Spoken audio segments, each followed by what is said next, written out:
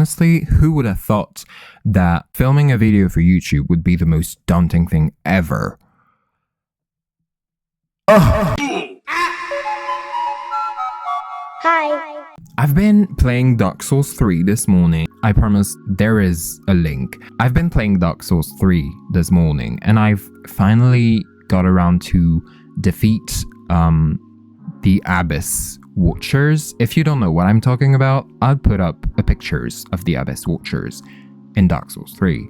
This bitch. I finally got around to defeating this boss, and I was telling myself, filming for YouTube kind of feels like a From Software games. It kind of feels like Dark Souls, actually. Tell me why. I was trying to film yesterday on my phone because it has a better quality, which, as you can see, I'm filming on my webcam, if you didn't guess from the astonishing quality of the image. I was trying to film on my phone yesterday, and then my phone was like, babes, I'm not doing that. I'm not filming that. I'm already full, so I'm not gonna film you. And she stopped recording. My phone's a she. She stopped recording. 5 minutes and 22 seconds into recording, she stopped. And I was like, well, what a great start. What a great start to YouTube. That's very exciting. Anyway, what am I saying? I don't know what I'm doing. I have no idea what I'm doing, actually. So it's kinda unnerving to dive into that. But it's also very exciting. It's also very exciting to try something new and, like, trust me, filming myself, first of all, is the newest thing ever. People who know me know that I don't film myself because I'm not confident like that. I've always been a big ass period, but I've always been a big ass, like, YouTube watchers, and I'm always very, like, in awe of people on YouTube who film themselves and absolutely don't have a problem with that, with, like, seeing themselves and watching themselves. It's a curious exercise. It's kind of nerve-wracking. So yeah, I don't know what's gonna come out of this, if anything comes out of this, actually. But anyway, hi sisters. Hi sisters. Hi sisters. Imagine if I was actually starting my video like that. If I was starting my YouTube journey like that. That would be kind of awful, isn't it? So yeah, hi. Welcome to the channel. Welcome to my first ever video, which kind of crazy to say. That. It's a sentence that I've always wanted to say, but I've never thought I would. But still, here I am. Some of you know me either because you're one of my bestie, and if you're watching this, thank you. Merci. Oh yeah, I'm French, by the way. Oh, Jesus. Gross. I know, but I promise you can stay. I'm not like other friends. Yeah, actually I am. No, I'm not. Well, I don't know. So some of you know me because you're my friend and thank you for being here. Or because you follow me on Instagram and you like my pictures, which also thanks. That must be a lot of girls and a lot of gays. Because I follow two heterosexual, actually. But if you don't know me, how fucking dare you, first of all. But if you don't know me, that's okay, and that's normal because no one does. No one knows me, so that's kind of I don't know, that's kind of exciting to start something. When no one knows you.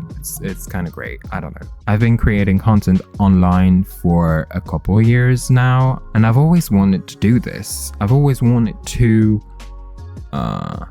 do this type of video. I honestly never thought I would record myself because, as I said, it's not something that I do.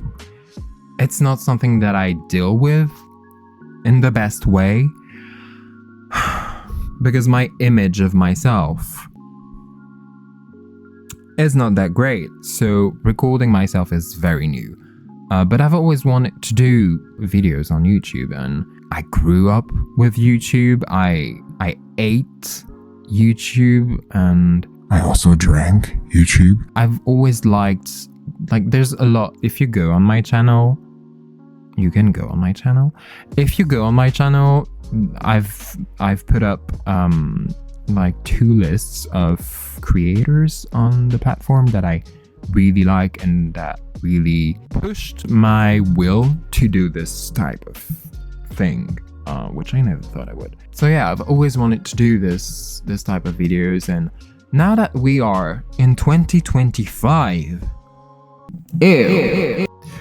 I figured I'd just film those videos, even though it's a bit scary to launch yourself on social media in general, but also just like this late on YouTube, it feels like there is so much people already. There's so much creator like launching themselves, and there's so much creator that have been here for years and that have established themselves, that it feels very crowded.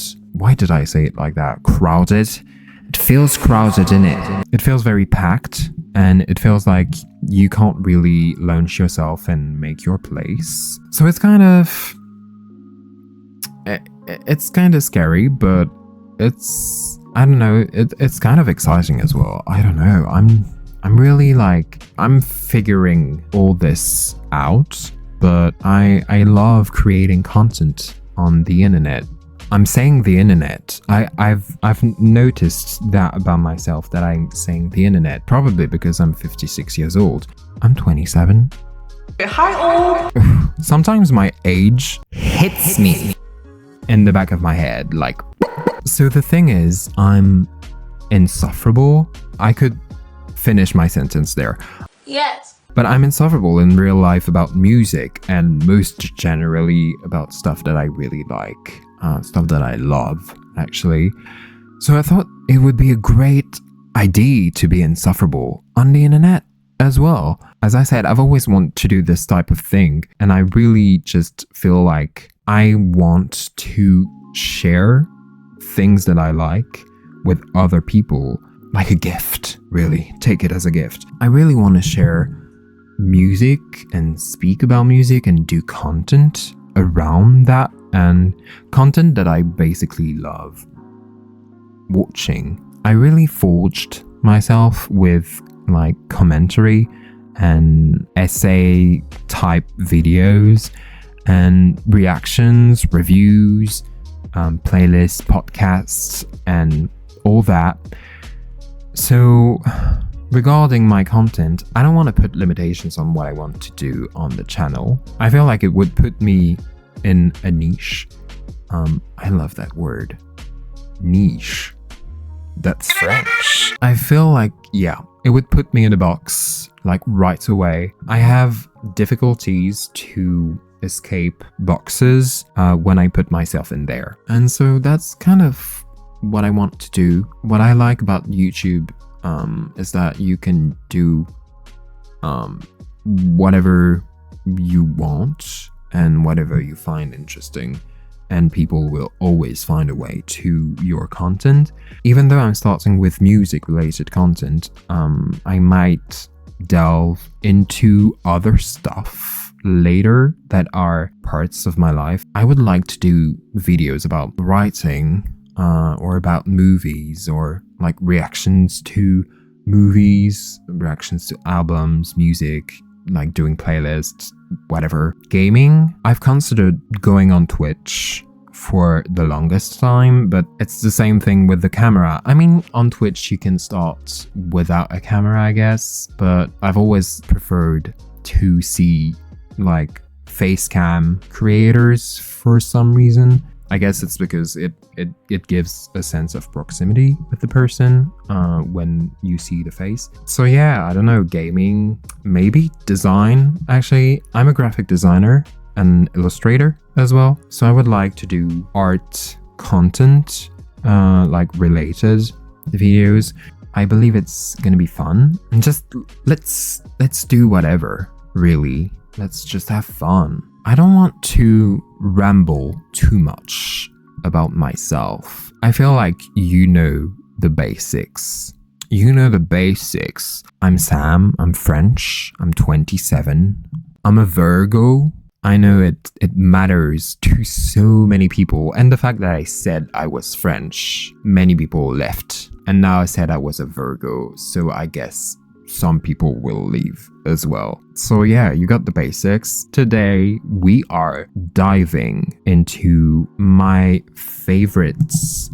I was gonna say, like, initially it was albums, but really it's music. My favorite music related thing from 2024. There is actually 14. There's 14 of them, so it's gonna be long. So I've put them in order of I've put them in order of release, by the way, just so you know. So the first album that is on the list, and the first album, I've got my list there, which is Brightening Me. The first album that is on my list, and the first album that I listened to last year, Orchideas by Kali Uchis. It came out January 12th. Oh my god. My god, what a fucking great record that was.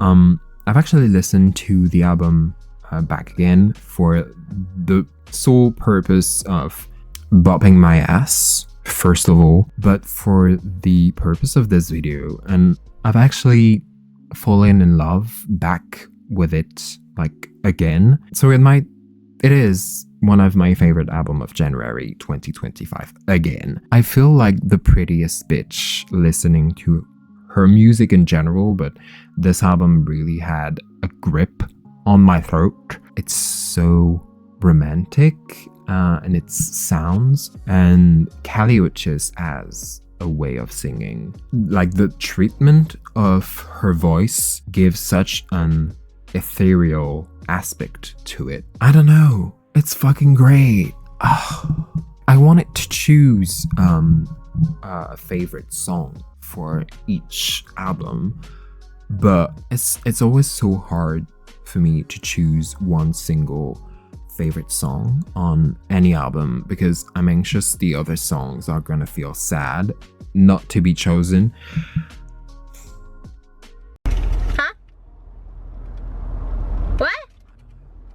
My favorite song on the album was probably Igual que un ángel featuring Peso Pluma. It gets me somewhere else. If I was unconscious, I think my ass would wake up and move on its own. I love this song so much. I don't know.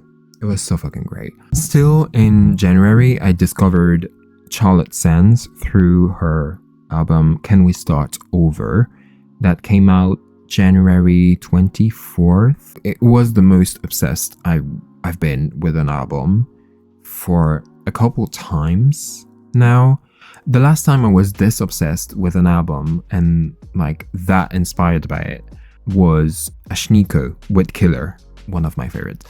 So this album is 31 minutes long, and for the entire time, I felt like I was back in my bedroom. I was 14, screaming to fucking Avril Lavigne and Paramore, and I've missed the edginess in my music lately, and it's making me go back into rock, like the rock genre. The rock.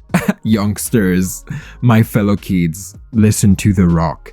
It's not a groundbreaking album or perfect album whatsoever, It's not the most perfect in terms of originality in its sounds, but honestly, who gives a fuck? It's also an album that inspired me so much in like a period of time where like my creative juice was kind of low. It really pushed my creativity, and I made an art cover for one of the singles. I'm gonna put it there. I'll put it there. And I was listening to the album on repeat, and it kind of, it boosted my will to go back to designing and illustration. And for this, Spite is definitely one of my favorite songs on the album, even though Die in This Room is also a very fucking great song, and was actually Spite was actually my number one song on Spotify Wrapped. In March 8th, we got Eternal Sunshine by Miss Ariana Grande. The first listen to this album was so disappointing because I had such big expectations of what Ariana is supposed to do and sound like, and it made me not truly enjoy and grasp the album on initial listen. The first time I listened to the album, I actually liked 4 songs, I think, out of the 13. I didn't think the lyrics were remember worthy. Half of it, my mind threw the songs out the minute I listened to another one. By the time I finished the album, I had forgotten so many of the songs already, which smells like ass. And I felt so meh about it. The way my opinion on this album has changed in just a couple weeks is crazy. It grew on me so much, and it's not surprising because I'm a big fan of like R&B lover girl tracks of the 90s, 2000s. I love the album so much now. It's fun. It's retro. Oh my god, I just said something from the 2000s was retro. Ew. Eternal Sunshine really felt like very intimate. I really think that it stands out from her previous albums. It's different from what she usually goes for in lots of ways, but it's good. I think we also should stop putting our expectations on artists so much to a point where they're kind of afraid to change and evolve sound-wise, especially with women. I would like to do a podcast about that, actually. Anyway, my favorite track on the album, I think it was Eternal Sunshine, the title track, actually. It's a fucking amazing song. And I think it's perhaps one of the most beautiful songs that Ariana has put out. And I don't know, it's the production on this song is really, really great. I think the other is Supernatural. It's not everyone's favorite. From what I gather, the song really gets me into some kind of trance. It also makes me think of someone, so yeah, I like this song. Sehr gut. Ja. Still in March. 22nd of March, Miss Tyla released her self-titled album, Tyla. What a banger. Honestly, what a fucking banger. Like, the vibe of this album was immaculate. And from that first album, like, I can't wait to hear what Tyla's gonna do next. And I love that she's bringing something fresh to the industry. I've watched a video the other day. I'm gonna put the thumbnail and the name of the channel there, but I've watched this video the other day that was speaking about Tyla's big arrival on the mainstream industry, like how people were comparing Tyla to Rihanna. As much as they compare Tyler's music journey to Rihanna's, I kind of see more of Shakira in this journey, as Tyler seems to have built up her fan base like beforehand in South Africa, much like Shakira did in Colombia back in the days. Anyway, I had so much fun. I had so much fun listening to it. My favorite song on the album, I don't know. Well, I would say Art is still one of my bops at the moment, and it is still on my January playlist actually. So I don't know, I can't stop shaking my ass to that song. So I would say ART. In April 3rd, we got Eastern Confession by Zaina. And I actually discovered Zaina this year, and this album was a strike on first listen, which doesn't happen that much often. It's great to like recognize when it does. It actually kept growing on me like even more after that. And I've listened to it so many times now. It reminded me so much of the feeling I had with pop and R&B music from the early 2000s. The retro period, you know? Especially on the song Hooked, I really like the vibe. It's a multilingual album, merging English, French, and Arabic, and it's so great. It's so great to see and hear artists incorporate their roots throughout the entirety of an album. My favorite song, you ask? Thank you for asking. My favorite song is Take Me Down. The sexual tension between me and this song is crazy.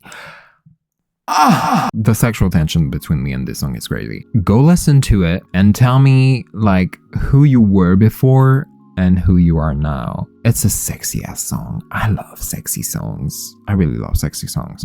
The next album I listened to was in May 3rd actually, and it's the title of the album, What a Devastating Turn of Events. What a Devastating Turn of Events by Rachel Shunuriri. It's the most accurate title of an album. I think it's her second album. I listened to this album for the first time in the shower, and I think it was a great idea because I bowled to be very honest with you. I really loved that the production on the album blended genres, and it really goes like from ballads to pop to grunge. I like grunge rock, then to more stripped down songs. It really does give you this roller coaster of emotions. It's so cinematic and it feels so nostalgic. It's really a formidable album,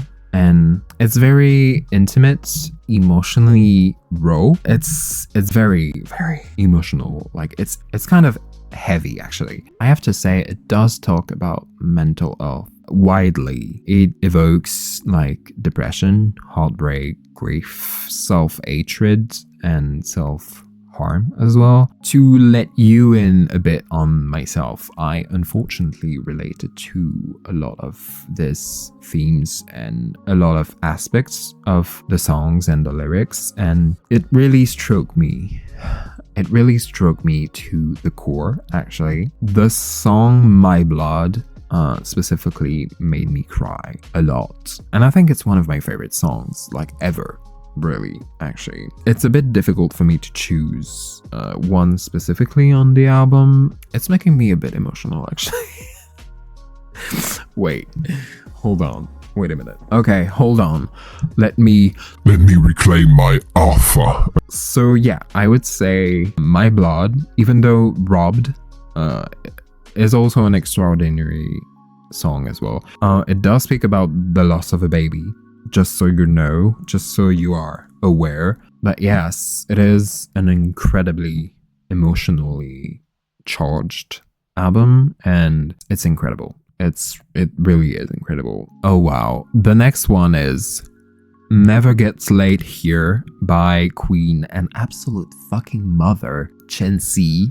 I don't know what she puts in this album. It's a sweat-inducing album. I danced. I really danced so much to those songs like Flavor and Red Flag and Work Me Out, Tap Out as well. The beat on this song makes me want to actually scream. It makes me want to fucking scream. I discovered Chansey this year, well, last year. I'm just clocking that now that a lot of those albums were by like artists that I discovered, like newly discovered. I really love what she put out. This album has a very like timeless feel to it. I feel like it's gonna sound good in 10 years or 20 years. And I mean, the title of the album is kind of giving it, literally never gets late here. I think it's what she means by that. Yeah, it's really telling you that before you even listen to it. And I would tell you to listen to it. It's a really great album. My favorite song on the album is actually the most stripped down and emotive one, surprisingly. Stars. I really love her voice on this song. I really love her voice on this. But this song, I don't know, it really has this healing thing to it. And the message of the song is very personal, and it also comes from a place of grounding yourself in reality and not forgetting yourself in success. And I really like when artists like are honest and down to earth in their lyrics and songs. It's a really great album. Listen to it. Anyway, last day of May, we got Something in the Air. Literally, the title of the album, Something in the Air by Elio.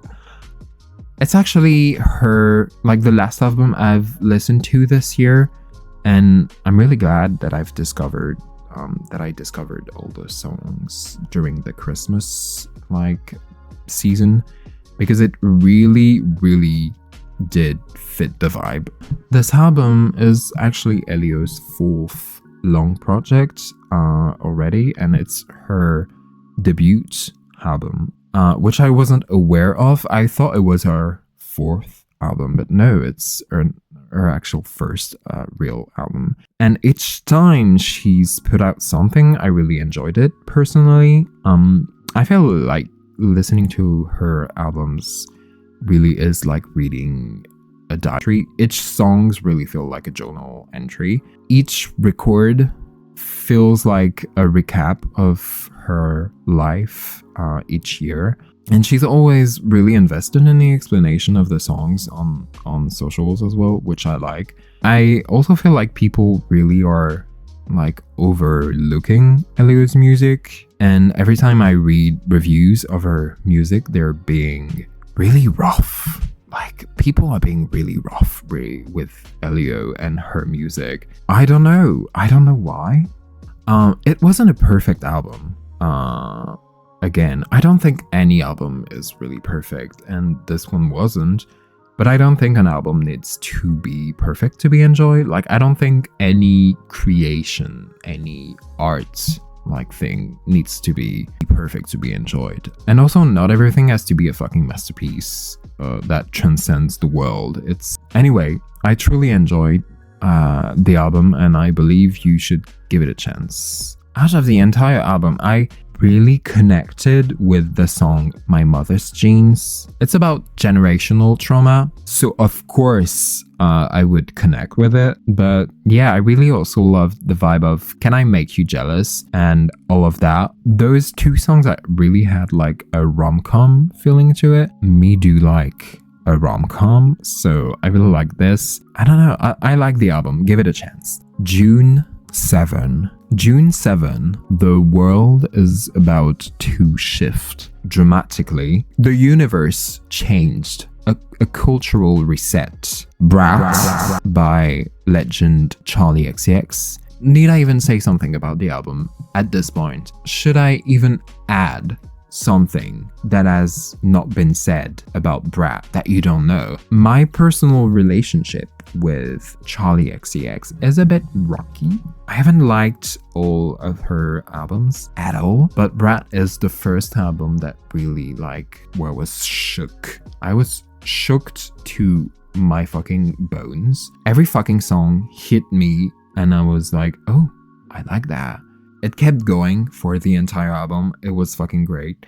The remix album, unfortunately, I didn't fuck with it. But yeah, I don't know. I don't have much more to say about Brat because it was a fucking amazing experience.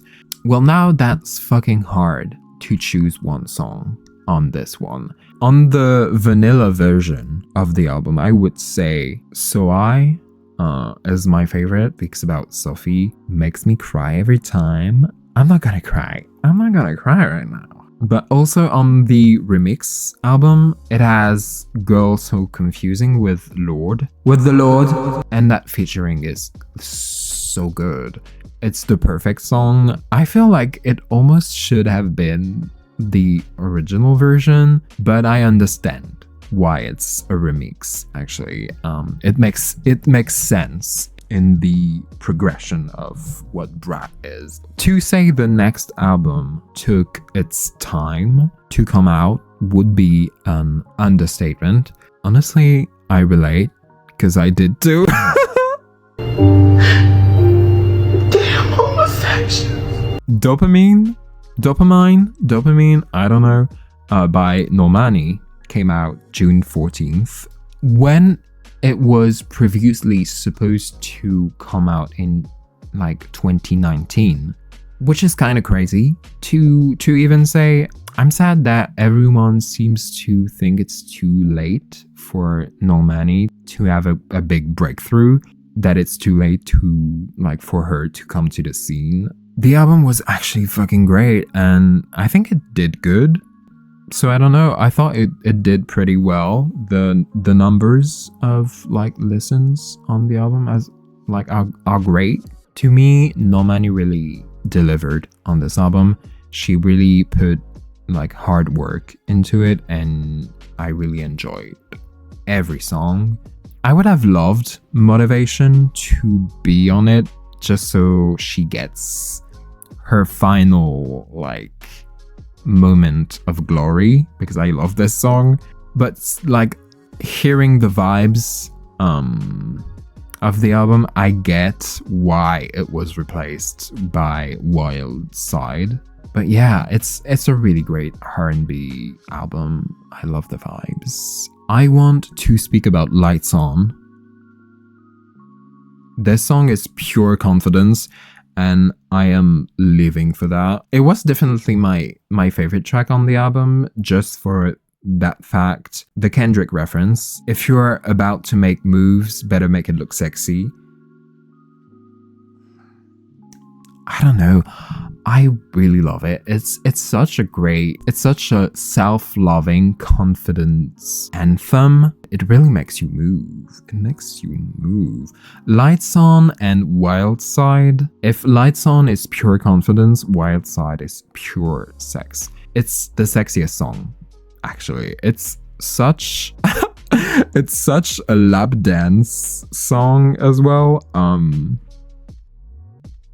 I'm not gonna play it right now because it's not the platform for that. I don't want to. I'm not monetized, but I don't want to get demonetized already. Imagine I would get demonetized because I did a lap dance to Wild Side on the first video and that's the end of my career. Who just didn't even started. Oh, July 26th. Bless you. Smile by Porter Robinson. What a great album as well. I'm gonna say it every time, what a great album, because those are my favorites. I mean, come on. I actually listened to this album for the first time through one of Troy's video, HTA's. I put the thumbnail of Troy's video about Porter Robinson Smile.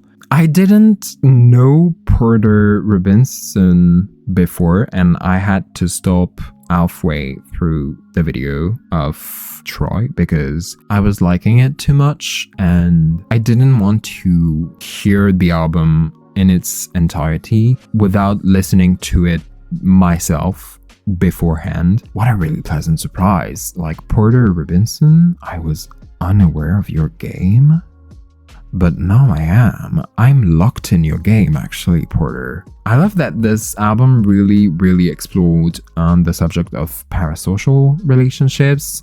I think this theme comes at the very fortunate timing with the big discussion surrounding Chapel Roan and like the entitlement of like fans and their behavior towards artists. That's what I loved about the album, the honesty and the raw feelings behind it. It almost felt like a conversation, really. And I feel like I really fuck with music when it feels like you're having a conversation with the artist. I like that. I think that's why my favorite track on the album was Russian Roulette. The entire third verse of this song made me really cry because I related once again, I related too much to this sentiment of, I'll put the lyrics there. I related too much to this sentiment of this heavy depression cycle that gets to your head and gets you like over the edge, thinking about the sole utility of your own life and coming to the conclusion that you do actually want to keep on and fight for yourself. I don't know, I love all the songs. I liked all the songs, but I loved some more, but this one really felt special. It's making me tear up. Again, crying up on YouTube. Alright, August 23rd. Picture this. It's summer. The sun is high and burning our planet to the ground because of capitalism, billionaires, private jets, and big corporations. And then comes out Short and Sweet, 5 feet tall to be exact, by Sabrina Charpentier. My relationship with this album is kinda rocky and very similar to the one I got with Eternal Sunshine. On initial listen, I really didn't fuck with it. I think I gave it a 5.5 on AOT, which, looking back on it, I understand why I felt this way and still do about some songs, unfortunately, but it grew so much on me and now it's one of my favorites. It's a really fun and sexy album. You can tell she had a great time creating this album. You can tell she's having the most fun on the tour, even though I still think some of the songs are a bit generic. I do like them now, except for Slim Pickens. I still don't like this song, but it's because I don't like country. I don't fuck with it. It's a bit too Yeehaw! for me. I don't know. Me and country, it's like oil and water. We don't fuck with it. But yeah, just Slim Pickens wasn't my fave at all. My favorite on the album was, okay, I'm gonna pick 3 because really, Taste, Bedcam, and Juno. And from what I've said already about other songs and the other albums, you can kind of guess why those 3 songs are my favorite. Specifically, I like a ballad, but a horny fucking tune is my shit. A fucking horny track gets me hard.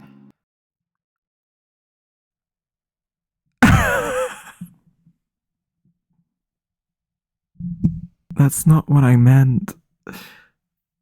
I think I meant it gets me good. Like it pumps me up. Wait, that's worse. Anyway. Okay, last album of August that I really loved, and it's very unsurprising that I did. Imaginal Disc by Magdalena Bay. What can I say? They always bring good shit. I don't know, it's always so creative. It's always so experimental in their sounds. I don't know, I love their music. I love what they do.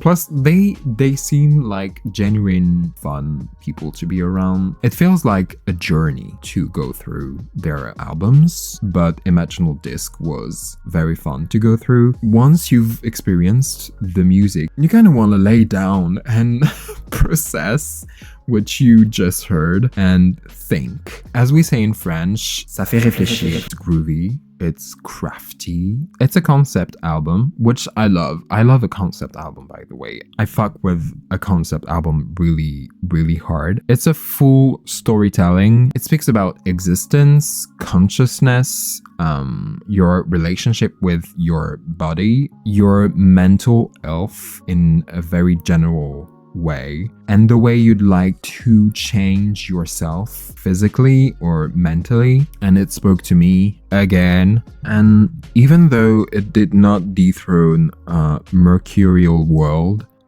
that album title is a mouthful. But yeah, it did not top this album in my head. I don't know. It's a great one. My favorite track is probably the most common and the most obvious choice. Image is a damn great song. I also like the remix by Grimes, but I'm not gonna speak too much about that woman. I'm not gonna do that. And there we are. The last album on the list.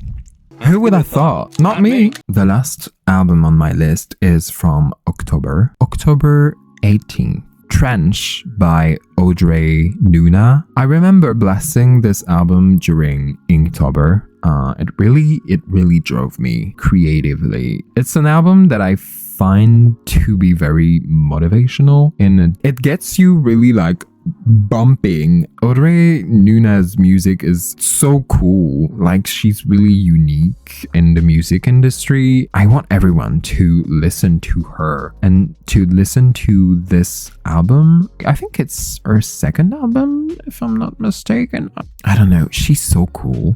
She raps, she sings, she brings big ass drops and sweet ballads. Like, she can go sonic pace and then she's gonna slow the fuck down. I love her craft. It's very eclectic. And really, this album is about duality, like toughness and vulnerability. I think it's greatly done. It's greatly showcased. Plus the aesthetic of the album. Like, oh my god. The actual imagery of it is so great. I'll put the image there around myself. I'm gonna surround myself with art. You can tell she's having like the greatest time with her projects. So yeah, I really fuck with Audrey Nuna's music. I think it's great. Last favorite song of this video. And what a song, honestly.